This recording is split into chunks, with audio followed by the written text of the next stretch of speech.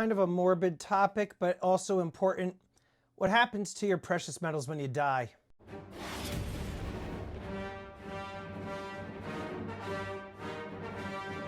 Doing, everybody, welcome to Empire Precious Metals. Thanks so much for watching. This was a suggestion from one of my Discord members, Paul Fave. Thanks so much for the suggestion. This is something that I actually did cover, I would say, a few years back, come to think of it, and it's been quite some time since I've discussed this topic, and I want to share my thoughts with all of you, and that is about what happens when you pass away to all of your metals. Now, obviously, your metals are going to go to your next of kin, whether it be your spouse or a child or what have you. Oftentimes, well, maybe not oftentimes, but some people are good about putting in their wills who gets what, etc. But the problem is this, and I think a lot of you have experienced this at least once or twice in your lifetime over the span of your stacking journey. And that is that people don't have a clue as to how much something is worth if they are not involved in stacking. There have been some times, just for shits and giggles, that I have gone to my wife and I've handed her a 1 ounce gold coin and I asked her, hey, how much do you think this is? And she would say something like, I don't know, $300. And I just shake my head and I kind of laugh because it's a little hysterical and it's also a little bit scary. And I have to educate her, which brings me to the point that I've made before, the importance of you keeping a log of some sort of your stack with what you've paid for those items, when you've purchased those items, who you've purchased those items from, the method of payment, and how much those items are worth in present day dollars. Now, I know a lot of people in the stacking community are a bit weary of keeping any sort of record of their items. You have a different spectrum level of people with their mistrust of the government. You have people that think that the government is tracking every single thing that they do. And then you've got people that don't really give a shit, that the government already has all of the information that they want on you. And if they're going to find the information on you, they're going to find it. I'm one of those people. I've kind of just said, to hell with it. I mean, I'm all over YouTube. My stuff is everywhere, whatever. I'm an open book.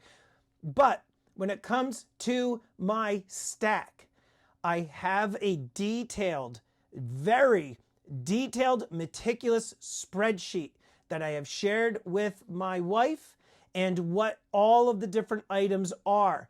And at the very least, I've educated my wife on this particular spreadsheet, and I tell her what spot price is, and she knows how to go look up the spot price. So at the very least, you could essentially have the person who would get your inheritance, they can cross-reference the spot price with your particular items. The other thing that I would suggest is that if you do in fact plan on willing your items to somebody or people in particular, that you do need to specify who's getting what.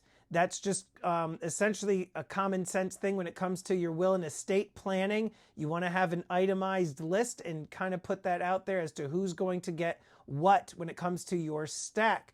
But again, I urge all of you, even if you are wary of the government having access to your spreadsheets, or you think somebody's going to hack into your accounts or whatever and get eyes on your items, then keep a log in a paper notebook somewhere and keep it in a safe place. But at the very least, what you should do is educate the people or the person on your stack and the values of these items. The other thing that I strongly urge people to do, a lot of you have good relationships with a local coin shop by you. If there's a dealer near you that you really trust, you need to talk to your dealer and say, listen, God forbid, if anything were to happen to me, will it be okay if my spouse would come to you for help when it comes to all these items? And I would guarantee you that the local coin shop owner would be, more than willing to help in this situation. And then you should let your spouse know, hey, listen, if anything ever happens to me, go see so-and-so at the coin shop. If you need to liquidate any of the items, etc., they'll be able to help you out. Somebody that's not going to screw you over in case something were to happen, God forbid.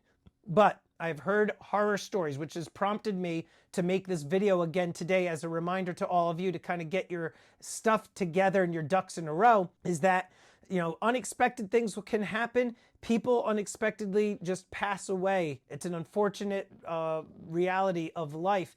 And far too often, people don't really itemize their items or educate their spouses or their next of kin as to what they have. This happened to me personally when my grandfather passed away. He had a whole bunch of silver rounds that my mother ended up getting, and then my mother ended up dividing that up between me and my siblings. But she didn't understand what these things were. I was the one that ended up going online and doing the research, and lo and behold, here I am today talking to all of you about precious metals. That's actually how I ended up getting into stacking in the first place, was that nobody had a knowledge on what these silver items were. I thought that they were coins, and they weren't, and then I started researching them, and then one thing led to another, and here I am. But that is something that I think all of you should take very, very seriously. When it comes to tax implications and things like that, that's separate. That's for maybe another video. There will definitely be tax implications based upon how much you sell, especially if it's $10,000 or more. So you need to keep that in mind. And I would also advise you to speak to an accountant if this ever were to happen to you and you needed to liquidate, and just talk to the accountant and ask them, what are the implications of selling off these items? And when do you hit the certain thresholds that you have to fill out a form for the IRS? But, I'm not trying to be a Debbie Downer here, but I really am trying to stress to all of you who just buy stuff. A lot of you don't even keep records. I know so many people that just buy items and they don't keep records of their items. They'll go to the coin shop, they'll pay cash, they'll take the stuff home. They won't even keep track of, what their, essentially their dollar cost average is on their silver per ounce or their gold. They'll just buy the items and they'll sock it away. And they just don't know also what their profit and loss implications might be. So there's a lot of things that you need to keep in mind when you are stacking. I strongly urge any of you that are starting stacking now to keep good records of your items as you start. Those of you that have already purchased a whole bunch of stuff and maybe you have some crappy record keeping system, maybe you just start now and do a roundabout guesstimate of what you've paid over the years on your items. Break it down to like an ounce, per ounce cost, whether it comes to silver, gold. And then from here on out, I would suggest that you start keeping records in some form. I've also included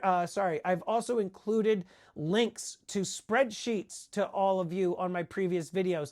I will make this a spreadsheet available. Now, in the past, I've created links, shareable links to a Google Sheet template for any of my viewers to use. I'm actually going to put one in my private Discord. If you're looking to become a member of the channel, I highly suggest that you check it out. I will make a spreadsheet available to all of my Discord members.